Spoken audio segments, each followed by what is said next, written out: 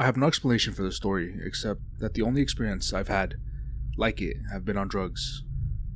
For the backstory, it happened in high school when I had never used drugs or even wanted to.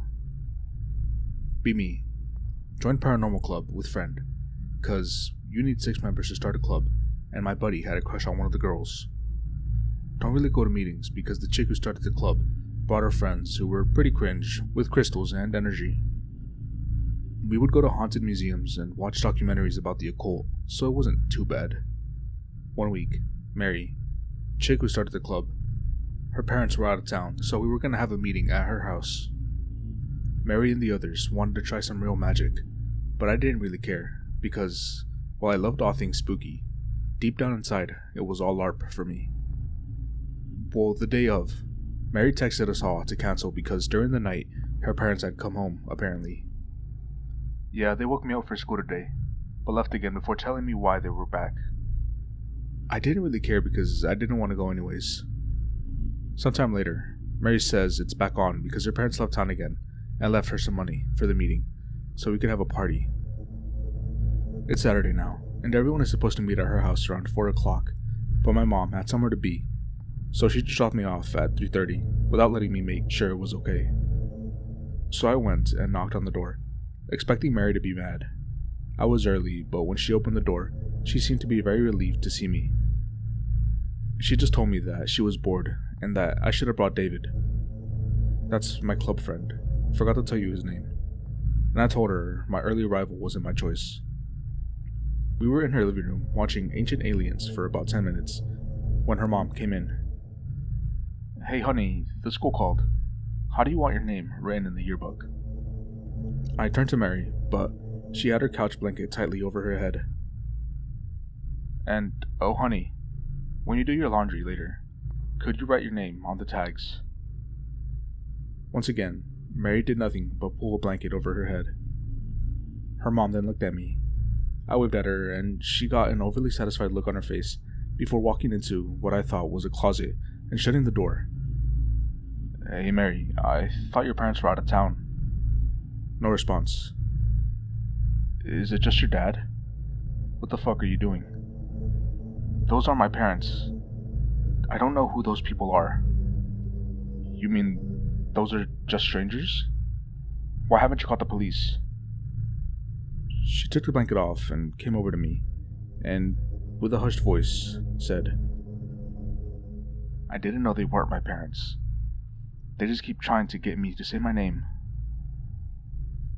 At this point, I'm very weirded out and confused. You mean, like, you're adopted? No, I mean, I think they're demons. I think I summoned them. She walked over to the door her mom went in, and opened it to reveal a very small closet that no one could fit inside of, with the door shut. I tried something while my parents were gone, and now these things keep appearing. I don't know what they'll do to me. She seemed genuinely terrified, and I wasn't doing much better. Hey, let's just wait outside for the others to get here. I don't know how to handle this. I started to head to the door. Suddenly, Mary grabbed out at me. Hold on. You gotta help me get rid of them. My parents are gonna be home tomorrow. I tried to pull away, but just fell into the hallway. Anon, please. Just then, she let go of me and put her hand over her mouth, with her eyes giving me the most oh shit, oh fuck face ever. Anon. What a nice name. I heard a male and a female's voice simultaneously. I looked down the hall and saw Mary's mom locking eyes with me, suddenly, seemingly crawling out of a cupboard. I looked down and at the end of the hall to see a dark room with a shadowy figure in the doorway. It's good to hear our daughter had such good friends. The shadow of Mary's mom started to come my way before I squeezed my eyes and shut and started to fight the air just to get back in the room. As I got past the barrier of the room, but as I felt something otherworldly, a cold slip up my pant leg. I started kicking and screaming to get it out. I started to feel like I was sliding in my skin, and just like that, it was gone. I lied on the ground, panting with my heart beating out of my chest, and Mary apologizing my ear off. Mary took me to the bathroom and said she'd wait outside for me. I sat on the toilet, feeling like death, and my head swimming. And this is where the experience started to get drug-like. As scary as the part before this was, it was seemingly real, unlike the next part. I'm still in the bathroom when, all of a sudden, I don't know why I'm there, or how long it's been, and just as quickly, I know exactly where I am and why.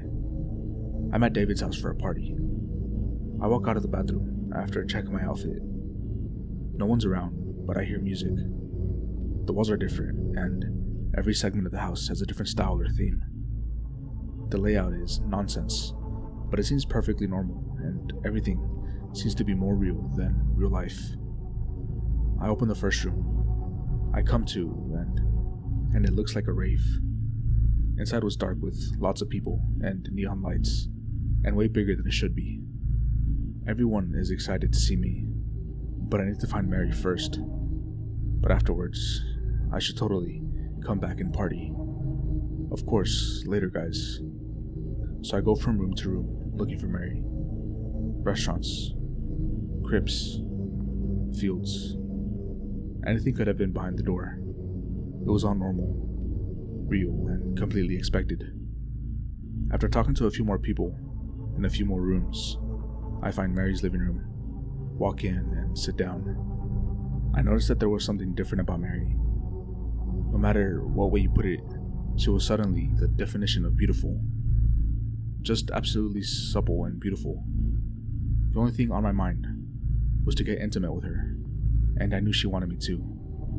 I don't remember what she was doing. I just got close to her, and she knew. I started kissing her, and it was just indescribable, like genuine human connection. And this is where the story ends, from my direct experience, because I have no clear memories. After that, it was like a dream, where despite being certain that something happened, I just have no context.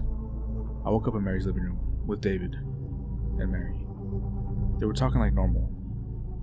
I shoot up very confused and asked them what had happened last night. Honest to God, they didn't explain jack shit. All I know was that after some of the others got there, they were able to find someone that was able to help them. Apparently, I was missing most of the night, and David was the only other person who knew the full extent of what had happened. But that's it, because no one has ever actually filled me in. No one but David and Mary actually know what happened to me, and neither has ever told me something that didn't change or conflicted with what the other told me.